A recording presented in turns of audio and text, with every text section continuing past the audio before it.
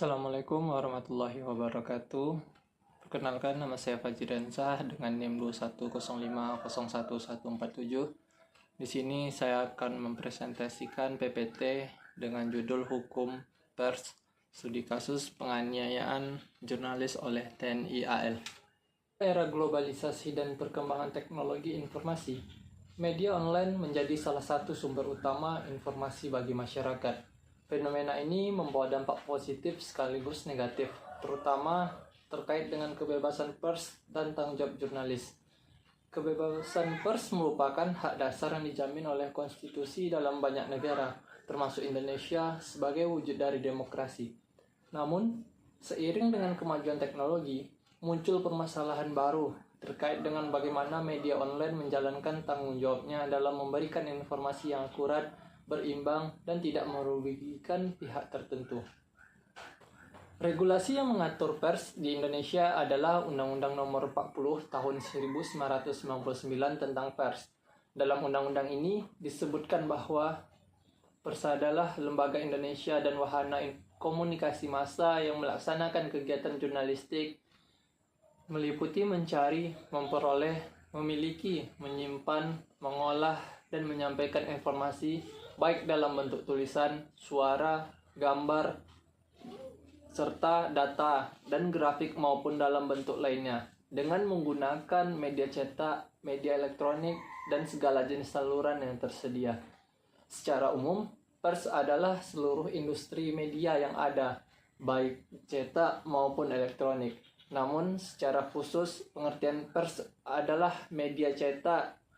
Dengan demikian, Undang-Undang Pers berlaku secara general untuk seluruh industri media dan secara khusus untuk media cetak.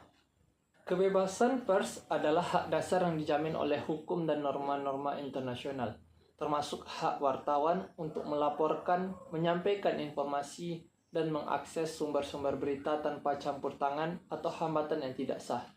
Perlindungan terhadap wartawan, korban tindak pidana harus dilihat dalam konteks kebebasan pers yang luas. Perlindungan terhadap wartawan, korban tindak pidana juga berhubungan dengan hak asasi manusia yang meliputi hak atas kehidupan, kebebasan dari penyiksaan atau perlakuan kejam, tidak manusiawi atau merendahkan martabat manusia, dan hak atas kebebasan berpendapat. Pelanggaran hak-hak ini terjadi saat wartawan menjadi korban tindak pidana dalam menjalankan tugas jurnalistik mereka. Kebebasan informasi adalah prinsip bahwa publik berhak mendapatkan informasi yang berkaitan dengan masalah publik. Wartawan memiliki peran penting dalam memberikan informasi ini kepada masyarakat.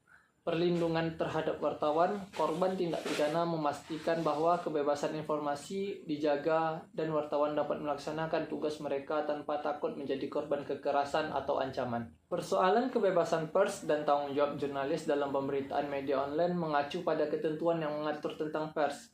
Perlindungan hukum bagi pers dalam melakukan kegiatan jurnalistik secara yuridis formal diatur dalam ketentuan berikut. Yang pertama ada pasal 28 ayat 3 dan pasal 28F Undang-Undang Negara Republik Indonesia tahun 1945. Yang kedua ada Undang-Undang Negara Republik Indonesia tahun 1945.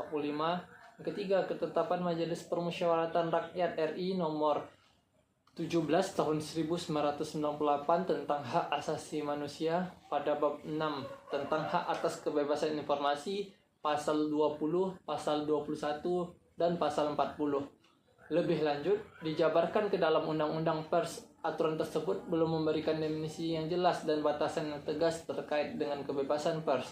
Hal ini menyebabkan interpretasi yang beragam dan disalahgunakan untuk kepentingan tertentu.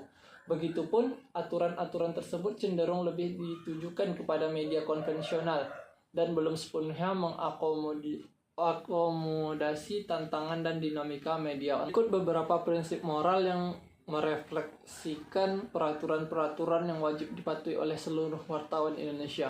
Yang pertama, wartawan Indonesia yang bersikap independen dapat menghasilkan berita yang akurat, berimbang, dan tidak beretikat buruk.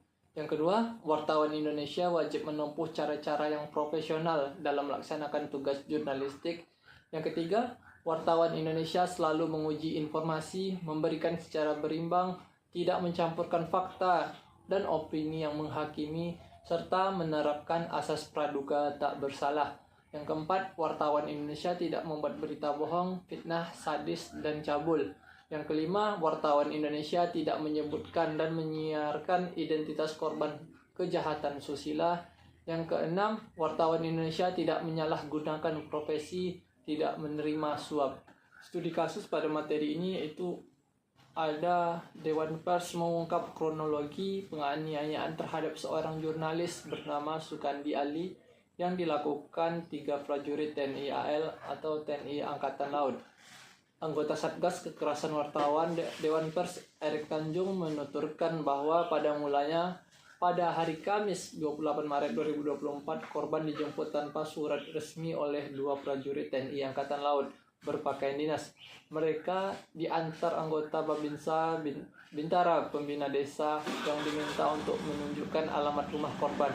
Sukandi kemudian dibawa ke pos TNI Angkatan Laut yang berada di Pelabuhan Perikanan Penambong di Halmahera Selatan di Pulau Bacan Selatan, Maluku Utara. Di sana Sukandi ini diinterogasi soal tulisannya mengenai penangkapan kapal yang mengangkut BBM yang diduga milik Ditpol Air Ud TNI Angkatan Laut. Erik menceritakan bahwa selama diinterogasi, Sukandi dianiaya dengan dipukul, ditendang dengan sepatu lars, dan dicampur dengan selang oleh 3 prajurit TNI Angkatan Laut. Sukandi saat itu ditanya mengapa menulis berita tersebut tanpa ada mewawancarai TNI Angkatan Laut. Namun dia mengaku bahwa sebelumnya dirinya sudah mewawancarai salah satu dari mereka atau TNI Angkatan Laut. Erik mengatakan bahwa Satgas Anti Kekerasan Wartawan Dewan Pers bersama konstituen, dalam hal ini AJI atau Aliansi Jurnalis Independen di Ternate, telah melakukan verifikasi lapangan dan mengumpulkan bukti-bukti kondisi tubuh korban yang mengalami memar, luka-luka di muka dan punggungnya atas penganiayaan yang dilakukan oleh 3 prajurit TNI Angkatan Laut tersebut. Sukandi mengaku sudah tidak kuat menahan saat penganiayaan tersebut. Dia lalu menandatangani 2 surat pernyataan agar dihentikan penyiksaannya. Dan selanjutnya ada 2 yang juga didikte oleh ketiga prajurit TNI Angkatan Laut ini supaya berhenti untuk menjadi jurnalis. Sudah tidak boleh lagi untuk menulis berita. Kemudian yang kedua, tidak boleh lagi melewati wilayah pesisir di Penambong.